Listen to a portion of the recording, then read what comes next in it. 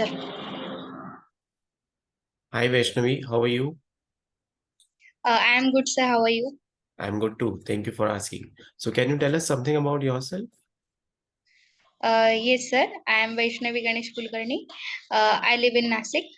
Recently, in last year, I have completed my graduation in BE Civil, and right now I am pursuing a training for manual and automation testing. My manual testing project has been completed, and right now my automation testing concepts are going on. Hmm. Uh, Okay, great. Okay. So can you tell me something about uh, pesticide paradox? What is pesticide paradox? Sir, when we use a single test case for multiple times, uh, the bugs get uh, cured by it. But after some time, the same test case will not work. So we need to create new test case so that we can find out new bugs in the software. Hmm. Okay. It is a So, principle of SDLC, hmm. software development life cycle. Sorry. Yeah. So if the same tests are repeated over and over again, so you are not going to find the defects from the same number of test cases or same number of test scenarios. So you have to Right. keep those test cases updated, right? That is what Yeah. pesticide paradox means. Okay. Yes, sir. Yeah. Now, which is the another very important principle of testing apart from pesticide paradox? I think exhaustive testing should not be there. Uh, the all the seven principles are important, Hmm. but I think if the exhaustive testing is done, then the workforce and the cost is also required high, and the effort also required high. So we should avoid exhaustive testing. So Hmm. within a certain limit, we should test a software so that it will be completed in a stipulated time, Hmm. and also cost also be in the range or in the within the budget. Hmm. Okay. So what is defect clustering? Defect clustering is nothing but breaking the defects into smaller pieces so that we can cure it easily, and we can find out easily. So as we are testing a module, we break it into smaller pieces so that we can found the bugs. Similarly, we make some clusters of defects. If a defect is a big, so we can solve it in some pieces. So it will be easy for us. No.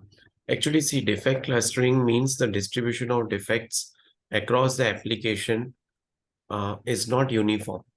Okay. So it means that it might be a possibility that some of the module is having more defect, which is why um, you can say the small number of module is having most of the defects, right? And which is why there is a failure. Okay. Do you know on what principle defect clustering is based on?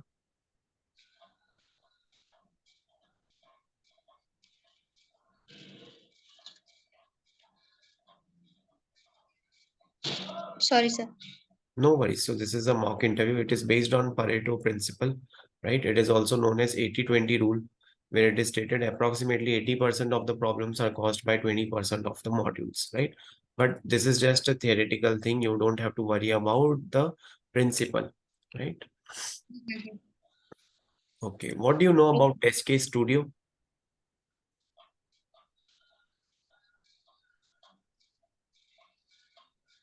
Have you heard Sorry, sir. about it? Um, no, sir. Hmm. No worries. I know test suit. So it is a combination. Okay. See, actually, Test Case Studio is a recently innovation that has been done by one of our, Indian entrepreneur, right? His name is Sanjay Kumar, and it's a platform to record the user actions, right? So whichever user Okay. action you will perform on a web application, it will record them in the English sentences, right? So this recorder plugin can also record the screenshot. So it will generate the XPath and automation code for every user action, right? So it's an open source free plugin that we can use as we are a software tester. So it helps people in developing, in designing test cases, in designing the test scripts. Yeah. And it is a Okay. recent innovation done. So the idea behind asking this question to you in an interview was, are you keeping yourself updated with the latest tools and technologies that are coming in the market? Because this is one of the recent tool that has been developed in the market, right? That is, now if I ask you, have you seen the latest movie of Salman Khan? So you have heard about it, right? So I'm just kidding. So you have heard about it. So how much you are aware with respect to the career perspective? Okay. Absolutely. Hmm. Yeah. I will keep myself updated. Yeah, yeah. So you can use LinkedIn for some time. You can Google Okay. about recent testing tools that has been there, right? And as you are doing automation, so I would recommend to you to at least clear Selectors Hub certification. So after this interview, you can just Google what is Selectors Hub and you can clear that certification. Okay, sir. Right. Okay. Hmm. In your resume, you have written that you have worked on one of the project for wastewater treatment, right? Yes, sir. So I think it was related to college project. Yes, sir. As I have completed my graduation in civil, so it is an environmental project. Mm. It is not related to our field. Yeah, so you can remove such things which are not pertaining to software testing, right? Or you can Yeah. ignore, because see, people who are hiring you for software tested, they will be scanning your resume for various keywords like testing, QA, types of testing, all those things, skill set and all those things, right? Okay, now you have mentioned one of the project in which you have done manual testing. Okay, Yes. now I'm not interested in I know this software very well, right? I'm not interested in what this software is about. But in this project, which was related to this, human resources, how many test cases were you able to design every day? Approximately, I have designed 20 test cases 20 test related. cases every day. Yeah. Are you No, sure? not every day. Total 20 test cases because the software is not that big. So Mm, it has limited functionality. So that's why I can't be able to find out more bugs. Sorry, more test cases mm. related to that. So whenever you are asked this type of question in a real-time interview, how many test cases do you write every day? Right? So never ever tell the number. Sorry. Never ever tell the number like 20, 25, 10, 15. Just tell the range and just add one liner that it depends on the complexity of the scenario. Sometimes the functionality is so complex that we have to write test case within the module, within the feature. Child module is there, child windows are there. So it depends on the complexity of the feature. Straightforward. And you are done with the answer, right? Okay, So sir. that's how you can deal with such type of questions. Okay. Now, let's say if I give you some particular application, okay, Hmm. which needs to be tested. So what will be your approach? Uh, um, According to its complexity, I will first check uh, how the uh, how the software is built. Firstly, how much modules are there, and Mm, up to what range it is required to be tested, and what should be the strategy, how what is the critical functionality of that software. So mm, according to that, we will start making strategies, creating strategies, and according to the test plan, we first plan the according to strategy, we first plan the test, and after test plan is ready, we start testing. um, First we will test the critical functionality of the software. okay. So how you will come to know which is the critical functionality in the software? if for example it is a bank software, so it should be able to have the transactions easily, and there should not be any bug during transaction. If it is e-commerce software, then the search functionality should be there, and login functionality is a critical functionality. Registration is also a complex functionality, and along with that payment functionality is a major functionality. Along with that, the other minor major, these are the major functionalities, and after that the minor functionality such as filters, after that reviews. So according to the field of the software, we need to be tested. So the strategies changes as per the software field. Okay. So how From you will, yeah, please go ahead. context dependent. Context dependent. Okay, so that is the principle of testing. Now, how you will come to know how many features are there in that application, which is the critical functionality, which is the uh, prior functionality to be focused on first. So you will go through BRD, you will go through FRDs. Yeah, so that is the starting point. You have to go through the requirements. You will be analyzing the requirements. You will be doing static testing. Hmm? Oh, sir, have a moment. Yeah, yeah. Sorry. No worries. That is fine.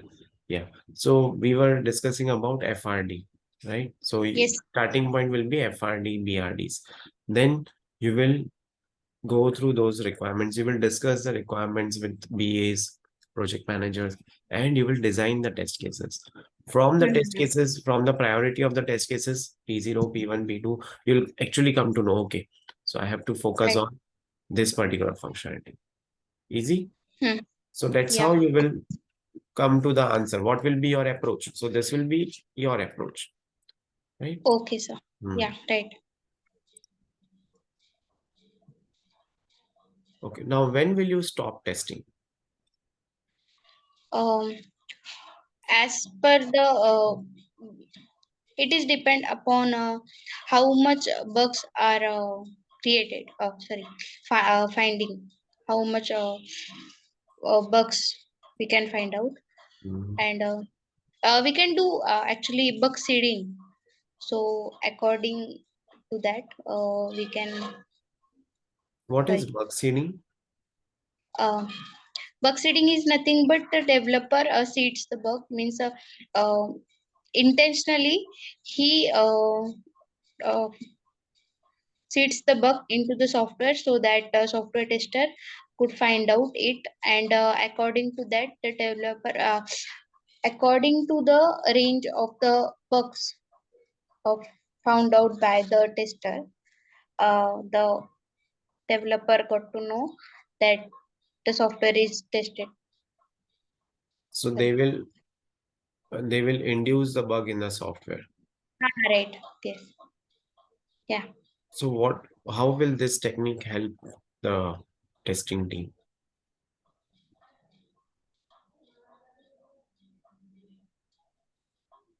Sorry, sir. Yeah. So how will this bug seeding help the testing team?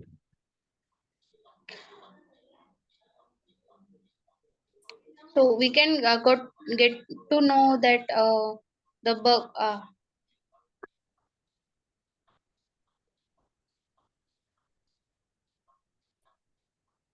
Can take your time to think.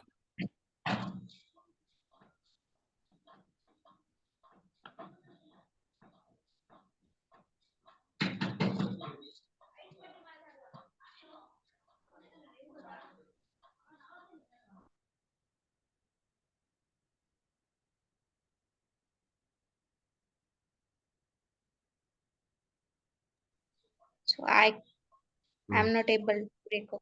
No worries. So let this be an open question for the people who are watching this video. What is bug seeding and why this technique is important, right? So that should be the open question for them. Okay, what do you know about bug life cycle?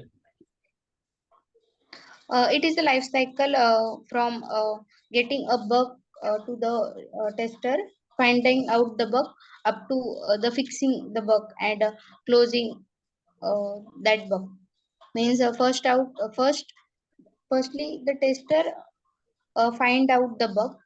After finding the bug, he will pass that to the developer so that he could fix that bug. If the bug is fixed, then he will again pass it to the tester. Then the retesting will be carried out. After retesting, if the bug is fixed and if the software is updated and it is not creating new bugs, then it is closed. Otherwise it is again passed to the developer. So it is a bug life cycle. Mhm. So when do you classify a defect as a deferred defect?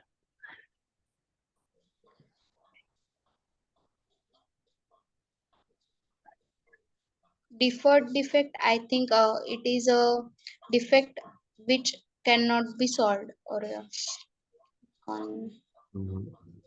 So I'm not cannot be remembering. solved. So deferred defect can be the you can change the status of the bug to deferred, which means bug is expected to be fixed in the next or upcoming releases. Right. Right. So there can be many factors. Some of them are priority of the bug may be low, or lack of the time for the release, or bug may not have major effect on the software. Right. So you Hmm. can keep those defects as deferred defects. Hmm. Hmm. It may be in the sub module or a module which is not in the use. Or, Maybe in yeah. the sub module or module, which, yeah, possibility. Hmm.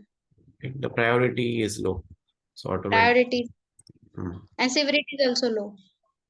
Correct. Correct. Okay. Now, how will you test the mobile application? Let's say the Geo app on which the people are watching IPL. So let's say you are your uh, test manager, your QA manager has assigned you this particular mobile application for testing. So how will you test that particular application? What would be the test scenarios, high level test scenarios you have to tell to test this app? Firstly, what is its interface looking like? Mm, The desktop UI is different, and on the mobile the application look different.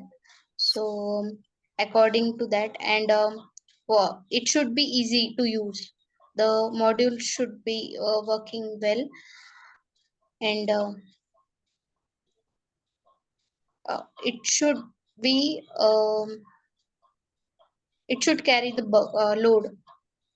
If the number of users mm, uh, using the app is large, then it should not get hang or mm. it should not crash. These are some. That's it.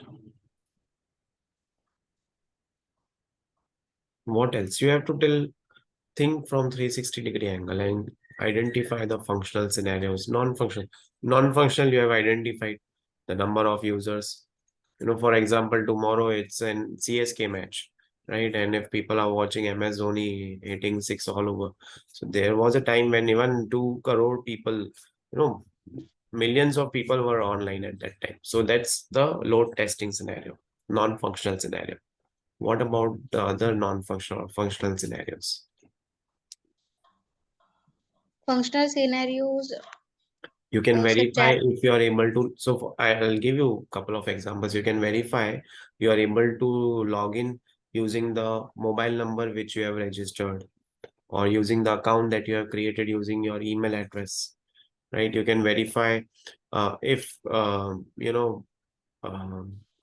the major functionality is also security. Password should yes, not be hacked. And, yes. uh, yes, Hmm. Then and sensitive information should not be leaked. which information? Also, for example, ETC. the user's user ID, password, Hmm. and Yeah, so that will be covered in security testing. What else? um, playing of if it is a application like watching some cricket, uh,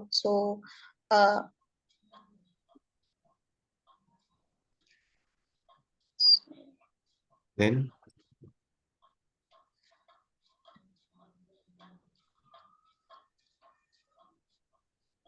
the notifications is also a major part. hmm, hmm, So if it when the cricket will get live, then the user should get the notification, hmm. and there should be some review functionality also, along with that start functionality should be good. Pause functionality is also there, and fast forward functionality is also there. So Hmm. there are a number of functionalities which are measured during testing this software or application, sorry. And along with that, Okay. Then you can, it should give quality of video is yeah, also quality major of the function, video should be good. Perfect. and sound is also required. Audio, video should be of quality. Hmm. Perfect. Okay. Then you can also what how will the application behave when you are receiving a call and you are watching a match and you receive the call and then you disconnect the call. Yeah.